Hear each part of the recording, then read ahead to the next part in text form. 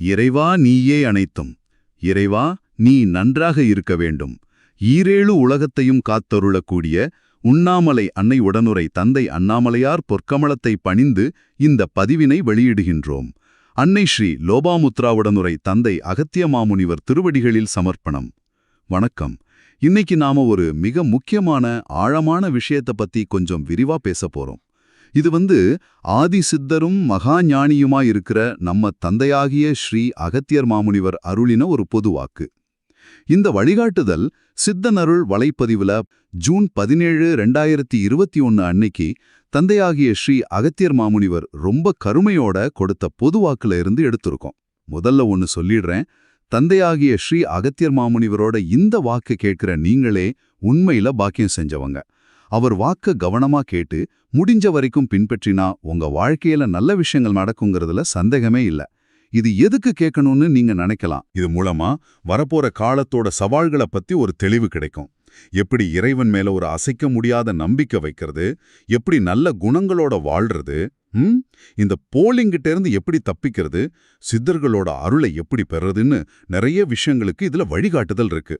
சரி வாங்க, அந்த மகாஞானியோட வார்த்தைகளுக்குள்ள நம்ம கொஞ்சம் ஆழமா போவோம். மாமுனிவர் அகத்தியர் வரப்போற காலத்தை பத்தி கொஞ்சம் எப்படி சொல்றது, தீவிரமான சில விஷயங்களை சொல்றாரு. ஒவ்வொரு குடும்பத்திலையும் பிரச்சனைகள் அதிகமாகும், சமுதாயத்துல குற்றங்கள் பெருகும், மனுஷங்க கிட்ட ஒழுக்க குறைவு தலைதூக்கும்னு சொல்றாரு. இது பத்தாதுன்னு இயற்கை சீற்றங்களும் ரொம்ப அதிகமாகும்னு சொல்றாரு. சாதாரண மழை மாதிரி இல்லாம ரத்த வெள்ளம் மாதிரி பெருமழை பெய்யும்னும் பூமி எரிச்சிகள் வரும்னும், ஏன் நினைச்சு பார்க்கவே கஷ்டமா இருக்கிற நெருப்பு மழை கூட பொழியணும்னு சொல்றாரு பாருங்க. மனுஷங்களோட இயல்பான குணமே மாறும், ஏன் இறைவன் மேல இருக்கிற பக்தி கூட குறையலாம்னு சொல்றாரு. எதிர்காலத்தை பத்தி ஒரு சீரியஸான சித்திரத்தை காட்டுது இல்லையா? ஆமா, நீங்க சொல்றது சரிதான். இந்த வர்ணனைகள்லாம் நம்மள நிஜமாவே யோசிக்க வைக்குது. ஆனா இந்த எச்சரிக்கைகளுக்கு நடுவுல அகத்தியர் சொல்ல வர்ற முக்கியமான செய்தி என்னங்கறத நம்ம கவனிக்கணும். இவ்வளவு கலக்கமான சூழ்நிலையிலயும் தப்பிக்க ஒரே ஒரு வழிதான் அவர் சொல்றாரு. அது என்னன்னா, இறைவன் இருக்கின்றான் அப்படிங்கிற முழுமையான, கொஞ்சம் கூட அசையாத நம்பிக்கைய மனசோட ஆழத்துல ரொம்ப ரொம்ப பலமா பிடிச்சுக்கணுங்கிறது தான். வெறும் வெளிவேஷம், சடங்கு, பரிகாரம் இதெல்லாம் உதவாதுன்னு ரொம்ப தெளிவா சொல்றாரு. உண்மையான இதயத்திலிருந்து வர்ற பக்தி மட்டும்தான் இந்த மாதிரி நேரத்துல நமக்கு வழிகாட்டும், ஒரு விடிவு காலத்தை தரும்னு அழுத்தமா சொல்றாரு. இங்க நம்பிக்கைங்கிறது வெறும் வார்த்தை இல்ல, அதுதான் நம்மள தாங்கி பிடிக்க போற ஒரே ஆதாரம்னு அவர் சொல்ற மாதிரி இருக்கு. ஆமா, மக்கள் சந்திக்க போற தனிப்பட்ட கஷ்டங்களை பத்தியும் அவர் சொல்றாரு. சொல்லவே முடியாத அளவுக்கு பிரச்சனைகளால தவிப்பாங்க, என்ன பரிகாரம் பண்றதுன்னு தெரியாம அலைவாங்க. ஆனா அந்த முயற்சிகள் எதுவும் பலன் தராதுன்னு சொல்றாரு. இது ஒரு பக்கம். இருந்தாலும் ஒரு நம்பிக்கையும் கொடுக்கறாரு. இந்த உலகத்தை காப்பாத்துறதுக்கு அவதார புருஷர்கள் ரொம்ப சீக்கிரமா தோன்றுவாங்கன்னு சொல்றாரு. ஆனா இது கலியுகம் இல்லையா? அதாவது தர்மம் குறைஞ்சு அதர்மம் மேலோங்கி இருக்கிற இந்த யுகத்தோட தன்மையினால பெரியவங்களை மதிக்காம இருக்கிறது, வழிகாட்டுற குருவை நிந்தனை செய்யறது, நல்ல நண்பர்களுக்குள்ளேயே பிரிவு வர்றது, இதெல்லாம் ரொம்ப சர்வசாதாரணமா நடக்கணும்னு சொல்றாரு. இதனால பாத்தீங்கன்னா பாவங்கள் இன்னும் அதிகமாக சேரும்னு எச்சரிக்கிறாரு. இது ஒரு விதத்துல ஆறுதலாவும், இன்னொரு பக்கம் பார்த்தா கொஞ்சம் கவலையாவும் இருக்குல்ல. நீங்க சொல்றது ரொம்ப சரி. இதுல ஒரு முக்கியமான எச்சரிக்கை இருக்கு பாருங்க. குருவோட முக்கியத்துவத்தையும் அதே நேரம் போலி குருக்களோட பெருக்கத்தையும் அகத்தியர் சுட்டி காட்டுறாரு. குருவோட அருள் இல்லாம இறைவனோட திருவருள் கிடைக்காதுங்கிறது நமக்கு தெரிஞ்ச அடிப்படை உண்மை. ஆனா இந்த கலியுகத்துல குருன்னு சொல்லிக்கிட்டே ஏமாத்துறவங்க ரொம்ப அதிகமாயிடுவாங்கன்னு சொல்றாரு. இன்னொரு படி மேல போய் இந்த போலிங்க உண்மையான குருமார்களையே ஏமாத்துற அளவுக்கு இருப்பாங்கன்னு எச்சரிக்கிறாரு. இங்க நாம ஆழமா புரிஞ்சுக்க வேண்டிய விஷயம் என்னன்னா, வெறும் சமூக அந்தஸ்துக்காகவோ கௌரவத்துக்காகவோ சும்மா இறைவனை பற்றிக்கிறது வீண். அது நம்மள மேல கொண்டு போகாது, கீழே தான் தள்ளுன்னு அவரு சொல்றாரு. உண்மையான உள்ளத்திலிருந்து வர்ற அந்த இறை இணைப்பு, அந்த ஆத்மார்த்தமான பக்தி தான் முக்கியமே தவிர வேஷங்கள் இல்லைங்கிறத இது ரொம்ப தெளிவா உணர்த்துது. அதனால யார் உண்மையான வழிகாட்டின்னு தெரிஞ்சுக்கிறதுல ரொம்ப கவனமா இருக்கணும். சரி, அப்ப இவ்வளவு சவால்கள், குழப்பங்கள், ஏமாத்து வேலைகள்லாம் இருக்கிற இந்த சூழல்ல நாம எப்படி நேர் வழியில போறது? இதுக்கும் அகத்தியர் ரொம்ப தெளிவா வழிகாட்டுறாரு. அவர் என்ன சொல்றாருன்னா, எது நடந்தாலும் அது நல்லதுக்கே நடக்குது அப்படிங்கிற ஒரு மன உறுதியோட ரொம்ப தைரியமா இருக்கணுங்கிறாரு. நாம அடிக்கடி மறக்கிற ஒரு அடிப்படை உண்மையை ஞாபகப்படுத்துறாரு. இந்த உலகத்துக்கு வர்றப்ப எதை கொண்டு வந்த, போகும்போது எதை கொண்டு போக போற, இந்த ஒரு ஆழமான சிந்தனையே பற்றற்ற நிலைக்கு, அதாவது முக்திக்கு வழிவகுக்குன்னு சொல்றாரு. இந்த புரிதலோட கிடைச்சிருக்கிற இந்த வாழ்க்கைய நல்லபடியா வாழணும், ரொம்ப முக்கியமா நற்பண்புகளை விடாம வளர்த்துக்கணும், தெரிஞ்சும் தெரியாமலும் செஞ்ச தீய வினைகளை அகற்றதுக்கு தொடர்ந்து முயற்சி பண்ணணும்னு அறிவுறுத்துறாரு. இது ரொம்ப பாசிட்டிவான, நடைமுறைக்கு ஏத்த ஒரு வழிகாட்டுதல். ஆமா, இது வெறும் அட்வைஸ் இல்ல, இது ஒரு வாழ்க்கை தத்துவத்தையே அகத்தியர் சொல்ற மாதிரி இருக்கு.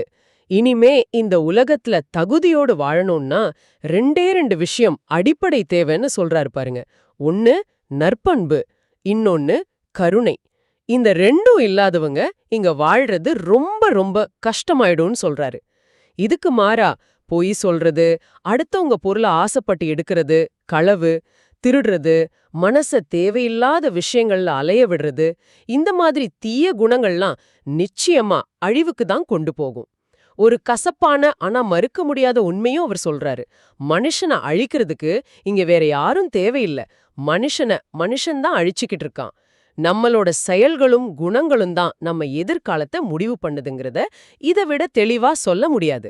ஆமா, இந்த சூழல்ல சித்தர்களோட பங்க பத்தியும் அகத்தியர் சொல்றாரு. இந்த உலகத்தை காப்பாத்துறதுக்காக பல சித்தர்கள் இன்னைக்கும் தவம் செஞ்சிட்டு இருக்கிறாங்களாம். அவங்க தேவைப்படுற நேரத்துல அங்கங்க தோன்றி, குறிப்பா பொய் வேஷம் போடுற குருக்களை அடையாளம் காட்டுவாங்கன்னு சொல்றாரு. இதனாலதான் தந்தையாகிய ஸ்ரீ அகத்தியர் மாமுனிவர் மாறுங்க மாறுங்க மாறுங்கன்னு திரும்ப திரும்ப கெஞ்சுற மாதிரி சொல்றாரு. சித்தர்கள் உண்மையை வெளியே கொண்டு வர்றப்ப அவங்க முன்னால வெக்கப்பட்டு தலகுனிற நிலைமை வராம இப்பவே திருந்திக்கோங்கன்னு எச்சரிக்கிறாரு. சிலர் எந்த நல்லதும் செய்யாம சும்மா வெளிப்பெருமைக்காகவும் புகழுக்காகவும் பொய்யான வாழ்க்கை வாழ்றாங்கன்னு தன்னை அகத்தியரப்பான மனசார கூப்பிடுறவங்க கூட தெரிஞ்சே தப்பு பண்ணும்போது தன் கருணை கரைஞ்சாலும் அதுக்கு பின்னாடி வர்ற தண்டனையும் சுட்டிக்காட்ட தவறல. சித்தர்களோட இந்த மறைமுகமான செயல்பாடுங்கிறது இங்க ஒரு முக்கியமான அம்சம். இந்த எச்சரிக்கையோட ஆழம் என்னன்னா, அகத்தியர் மாதிரி மகா ஞானிகள் இவ்வளவு தெளிவா திரும்ப திரும்ப சொல்லியும் அதே மீறி தெரிஞ்சே தப்பு மேல தப்பு செய்யறவங்கள கடைசியில யாராலையும் காப்பாத்த முடியாதுங்கிறதான். அந்த தப்புங்க ஒரு குறிப்பிட்ட எல்லை வரைக்கும் நம்மள ஏதோ ஒரு வழியில கூட்டிட்டு போகலாம். ஆனா அதோட முடிவுல அது ஒரு ரொம்ப ஆழமான பள்ளத்துல கொண்டு போய் தள்ளிடும். அந்த படுகுழியில இருந்து அப்புறம் இறைவனாலேயோ இல்ல சித்தர்களாலேயோ கூட கை தூக்கி விட முடியாதுன்னு ரொம்ப ரொம்ப கடுமையான எச்சரிக்கையா அவர் கொடுக்கறாரு. அதனாலதான் தவறு மேல் தவறு செய்யாதேங்கிறத இவ்வளவு அழுத்தமா ஆணித்தரமா சொல்றாரு. இது சும்மா பேச்சில்ல, ரொம்ப சீரியஸான விளைவுகளை பத்தின எச்சரிக்கை. இவ்வளவு தீவிரமான எச்சரிக்கைகளுக்கு பிறகு ரொம்ப எளிமையான ஆனா அதே சமயம் சக்தி வாய்ந்த ஒரு வழியையும் அவர் காட்டுறாரு. கஷ்டமான சடங்குகள், பெரிய யாகங்கள்னு அலைய வேண்டாம், முதல்ல ஒழுங்கமா வாழ கத்துக்கோங்க, இது ரொம்ப முக்கியம்.